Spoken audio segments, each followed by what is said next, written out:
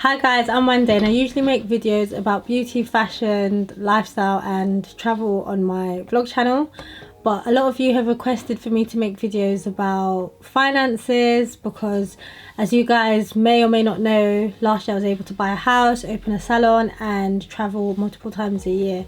So I've made a series of finance videos to help you guys do exactly what I've done. Now I will say I am not a financial advisor. I don't work in finance. I have no connection to the finance world. I'm simply just sharing what worked for me and how it can help you. So with that all out of the way, let's get straight into it.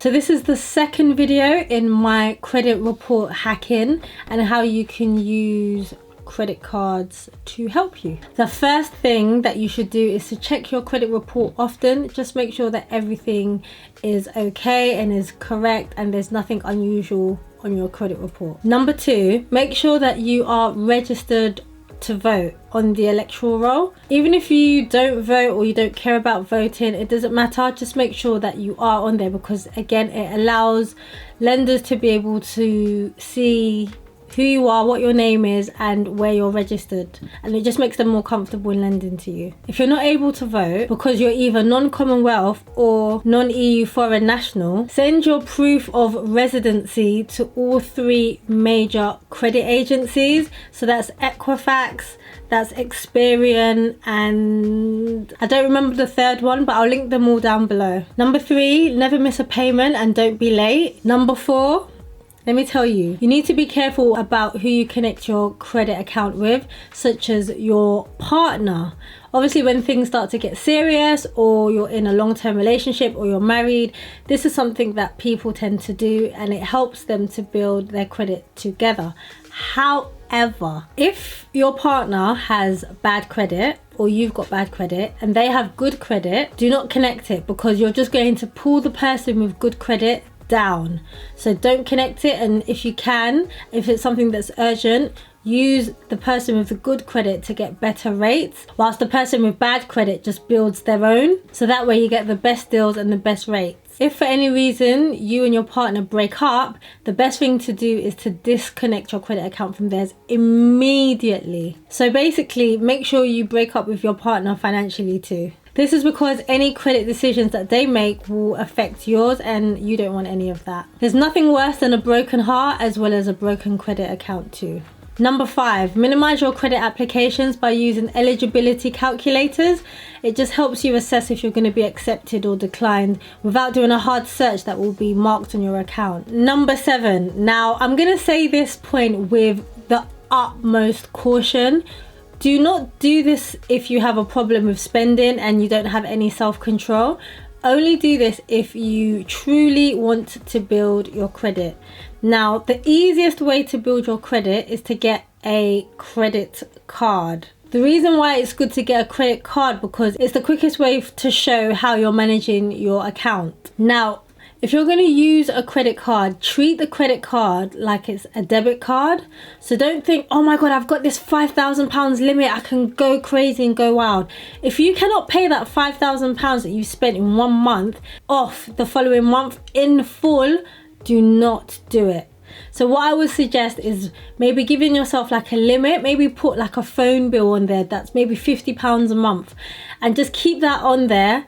And then what you'll do is every month you just pay off that £50 in full. So essentially it's taking money from your debit account and putting it into your credit account, which is the same way you would pay your bills anyway, taking it from your debit account and putting it into your creditor's account. But if you have a problem with spending and that's something that you're still working on, honestly, do not do this point because it can cause a lot of problems. It can get you into turmoil. If you've got a house or a mortgage and you don't pay your payments, they can come for your house. So honestly, just don't do it if you have a problem and you can't keep to paying off the balance in full. In full. Do not pay the minimum balance. That will not help your credit. You must pay it in full. I have to stress that. Number eight, if you are successful in obtaining a credit card, do not withdraw any cash from it. at all whatsoever, no matter how desperate you are. It shows signs of poor money management, and not to talk of the super duper high interest rate that you have to pay. Even if you can afford to pay this stupidly ridiculous high interest rate, do not do it. The rates are ridiculous. Let's say you take out £10 from the cash machine, you could be paying something like £50 back. It's so dumb, it doesn't make any sense for you to do it. Number 9, payday loans. Avoid them like the plague. If you're trying to apply for a mortgage, no matter how perfect your credit report is, if you have a payday loan on your account, it just shows to the lender that you have poor money management, because payday loans are to tie you over until you get paid, which means you're not managing your money currently. Even if you pay it in full, even if you pay it on time, you're better off getting a credit card or getting a loan if you need money, or borrowing from a friend, but just don't do payday loans, honestly. Luckily though, I do know that there was a law that was passed, I can't remember when, where it says that payday loans are not allowed to be shown on your credit file. I was so thankful for that, because again, when I was much younger, I did entertain payday loans, and when I tried to get a mortgage, I think it was like 5 years prior, just because the name was there, even though the credit was paid off in full, just the fact that it was there, nobody would touch me. Number 10, if you have your credit report in good standing and you are rejected by a lender, you can ask them why, what was the reason. Maybe there was something on your credit report that wasn't clear. Maybe you can provide further information, but always ask why. Don't think that your rejection is the be all and the end all. I'm going to give you one more tip, which is a bonus tip.